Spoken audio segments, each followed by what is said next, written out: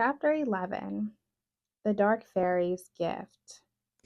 Many years had passed since Nanny had taken the young Maleficent out of school so she could focus on her own brand of magic, giving her room to explore and experience the world of magic outside fairy lore. Maleficent had changed considerably from the little creature she had been when Nanny found her in the hollow of the Crow Tree. Though none of the other fairies would admit it, Maleficent was remarkably beautiful. Nanny had always known Maleficent would grow into her features, but beauty didn't matter much to Maleficent. Her concerns lie elsewhere.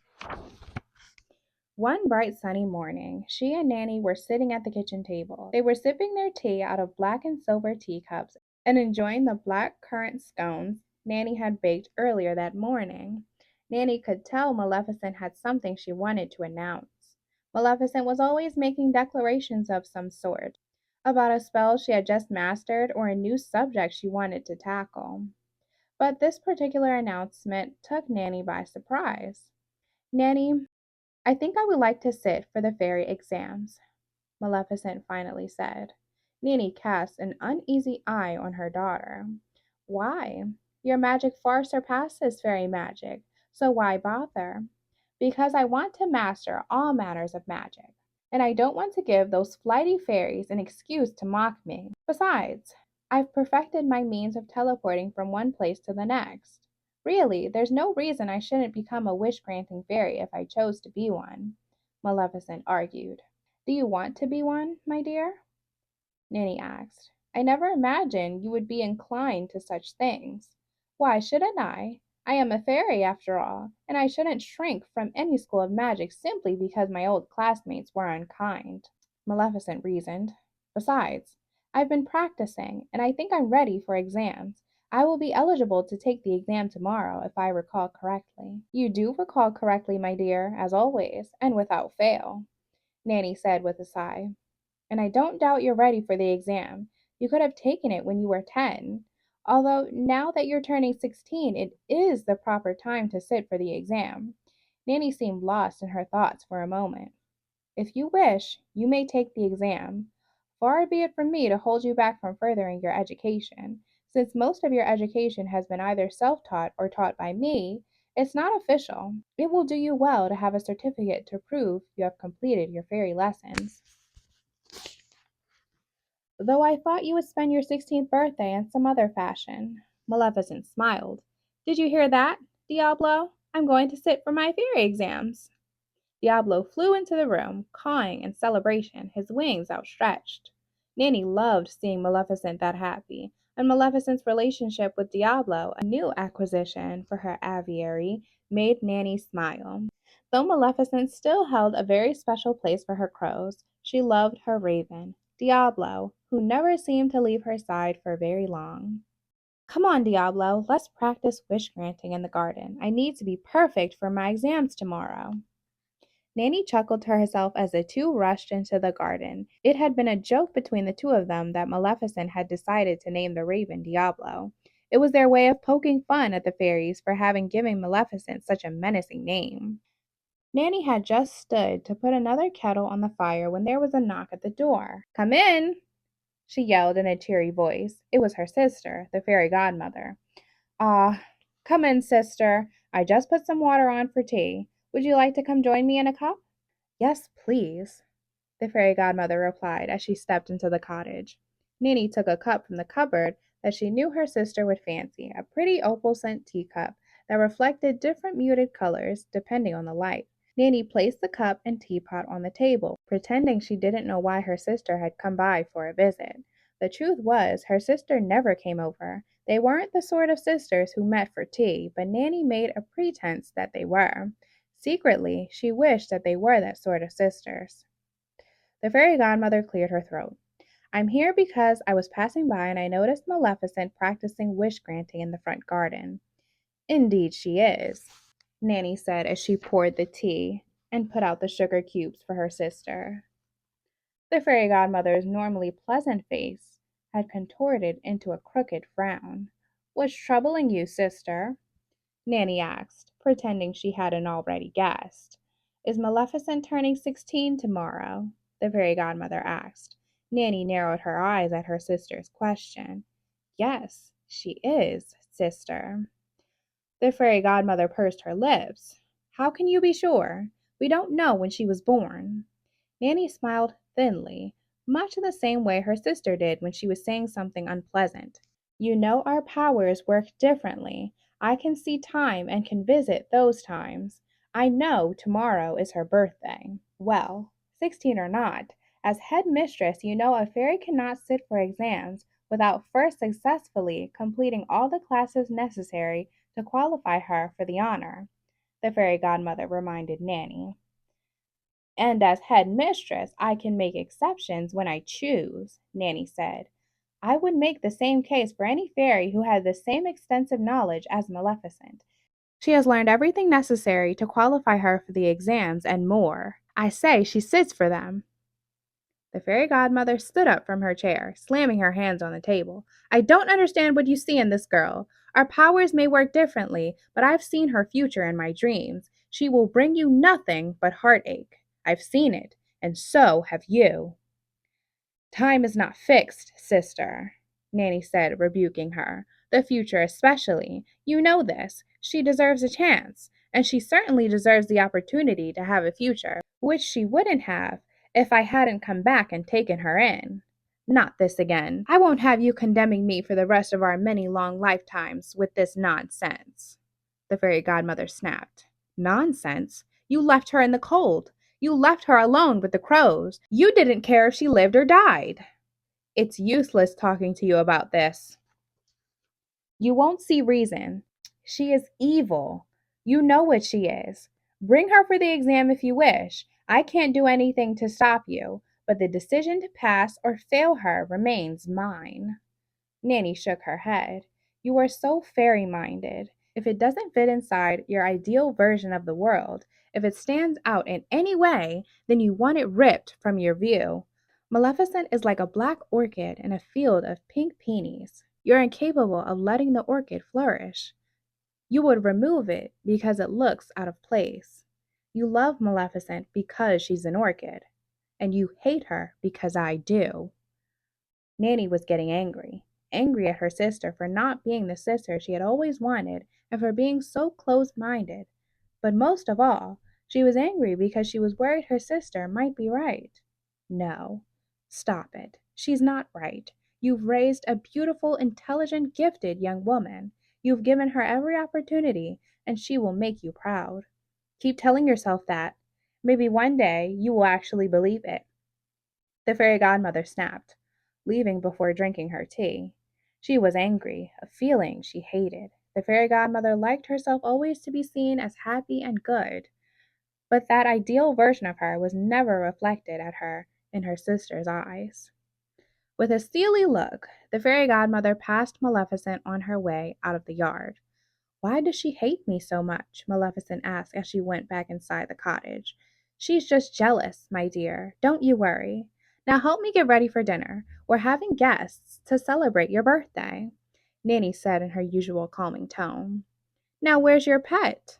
Maleficent looked down as if she had been caught at something she was sure Nanny would disapprove of. I sensed the presence of powerful witches in the area, and I sent him to see who they were. Nanny's mouth pinched and shifted to the left side of her face, as it often did when she was perplexed. My dear, why didn't you just ask me? I could have told you it was the Oz sisters, on their way here. I've asked them to join us for dinner this evening. Maleficent was shocked. The Oz sisters? The authors of all those spell books? They're coming here? Yes, I thought they would be a lovely surprise for your birthday. I know how well you love their books of magic. They are old friends of mine, and I haven't had them over for quite some time. I figured this was a lovely opportunity for a visit. I had thought to cancel after you told me you planned to take the exam. I know my sister won't like their being here, but the odd sisters insisted. I just hope my sister doesn't take her frustrations out on you tomorrow when she's grading your exam. Maleficent wondered how Nanny had been able to send the Oz sisters an owl while her sister was there. She sent us the message telepathically, of course, little one, a trio of voices called from outside. Startled, Maleficent jumped back. Three women appeared at the door. They were Lucinda, Ruby, and Martha, identical triplets, the odd sisters, the authors of some of her favorite spellbooks. She had never imagined being able to meet them, and she wondered why Nanny had never told her she knew the famous witches. Maleficent looked over the odd sisters. She hadn't expected them to be identical. But there they stood, a trio of beautiful women. All of them had pitch black hair and overly large black eyes lined with black kohl. Their tiny little rosebud mouths were colored with red lip paint, which was striking against their very pale skin. Their skin was almost too perfect, and they looked like porcelain dolls. Everything about them matched, down to their hairstyles and their dark green voluminous dresses embroidered with rusty autumn leaves that seemed to change color depending on the light. They wore their hair in intricate buns with green and orange gems woven into their springy curls. Maleficent had never seen such beautiful women in her life, and she hadn't expected her favorite spellcasters to be so lovely. "Thank you, my dear," the triplet in the middle said. She seemed to be the eldest. Come in," Nanny said excitedly as she pulled out more cups for their guests. "Let's sit down and have some tea. I would like you to get to know my daughter, Maleficent. It has been far too long since I've seen you, and introductions are far overdue." "Oh, we know all about Maleficent," Lucinda said. "We watch her in our mirror," said Martha. Ruby hushed them. "Shh! Don't tell them about our secrets." Maleficent laughed. She had never met anyone like the women, and she'd instantly fallen in love with them. It seemed they were mind readers like Nanny. Maleficent was used to being in the company of someone who knew her thoughts, so it didn't bother her at all. "We love you too. Happy birthday, Maleficent! Happy birthday! Tomorrow is an extraordinary day," sang all three sisters. 16 is a very special age, very special indeed. We wouldn't miss it, my dear. "So, one of legends, is your sister still up to her old tricks?" Lucinda asked, as she intently watched Nanny set out the teacups. Nanny smiled to herself, knowing one of the witches would slip a cup into her pocket, as they did almost every time they visited. "What does she mean by old tricks, Nanny?" Maleficent asked. Nanny gave the sisters a sideways look. "Nothing, my dear, it's nothing." "Don't lie to the child," Lucinda screeched. "Never helps to tell lies," Ruby sang. "Never helps," Martha chimed in. "You can't protect her forever, Granny." Nanny laughed at the Granny remark, but didn't take it personally. She knew Martha was just being silly. Besides, she was much older than even the odd sisters probably suspected. "Come now, ladies. No one is lying to the girl," Nanny said, trying to calm the odd sisters. "She's becoming a woman tomorrow. 16, 16, 16." The sisters were all chiming in as if in a chaotic choir. The rhythmic canter of their voices was intoxicating to Maleficent. "Protect me from what?" Maleficent asked. "From the truth, my dear, the truth." The sisters laughed so loudly Maleficent's crows scattered from her treehouse. Their caws echoed throughout the fairylands. "Ha! That will cause those simpletons a fright," the odd sisters cried. "What? My crows?" asked Maleficent, taking in everything about the sisters she could. She examined their eyes, their expressions, the way they moved their hands. The women were a marvel to her. "Oh, yes, everyone knows crows are evil," the sisters said and laughed. "Oh, stop this foolishness," Nanny cried as she poured the tea. "They're laughing at the fairies' expense, of course, Maleficent, not yours." Lucinda seemed to be scrutinizing Maleficent even more closely than Maleficent had been scrutinizing the sisters. "You have yourself a smart young witch here, my friend." I think she was already aware of our intent. "I'm a fairy, not a witch," Maleficent said.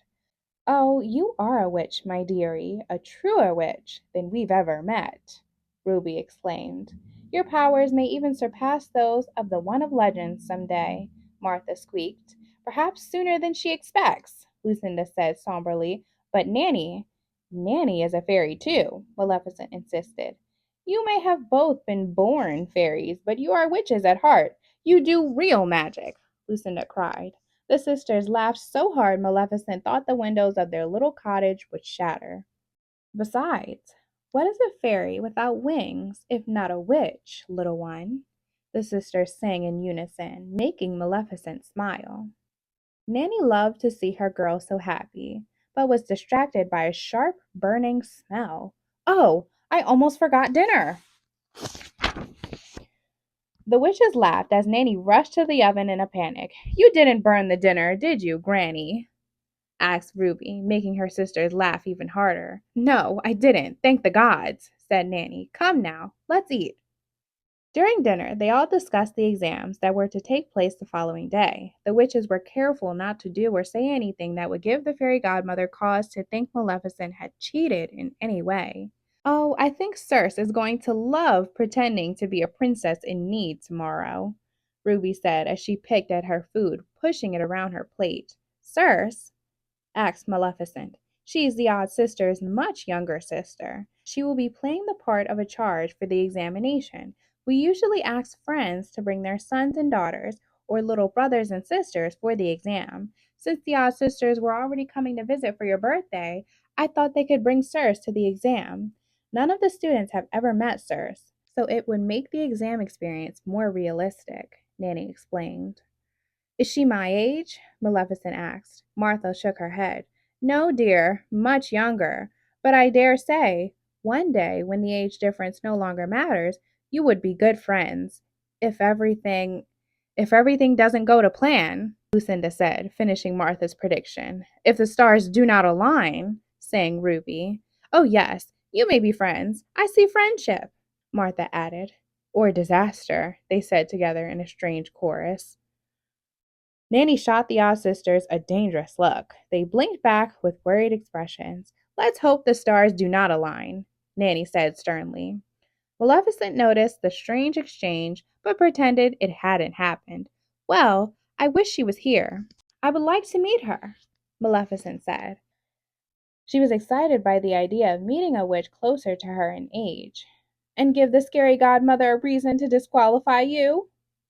Lucinda asked. I think not, Martha said. Oh, no, my dear, Ruby insisted. No, no, no, screeched the odd sisters together. Maleficent was amused by the sisters' outburst. Ah, I see. If she joined us for dinner, the fairy godmother would think we had colluded to help me pass the exam. Yes, although she's not allowed to be your charge tomorrow. Oh, no, that wouldn't do. Because we are friends with your nanny. Hades forbid. She will join us for cake tomorrow. Circe loves birthday cake. You're turning 16. 16! We will all eat cake if the stars are not right. Nanny changed the subject. Darling, there's something else you should know. Not all the stand in charges are real. Some of them are merely projections, like ghosts. They are trickier than the stand in charges because they are based on real people from history. Sometimes they are from the future, and sometimes they're from the past. But Maleficent wasn't listening. What is it, dear? What has you so distracted? Nanny asked. Diablo. He never came back after I sent him out earlier today, Maleficent said. She had been enjoying the company of Nanny and the odd sister so much she had almost forgotten about Diablo. To spy on us, you mean? The odd sisters asked. Oh, we saw him. He's a good pet, my dear, but he needs to practice his spying skills a bit more before you send him off on such errands. The sisters laughed some more.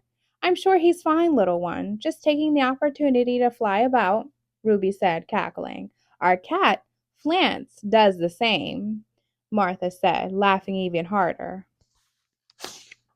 Oh, she doesn't fly, mind you. She slinks. She slinks and slinks and slinks away. She's beastly, sometimes staying out for days at a time, never bothering to tell us where she's going or where she's been. Lucinda agreed with her sisters.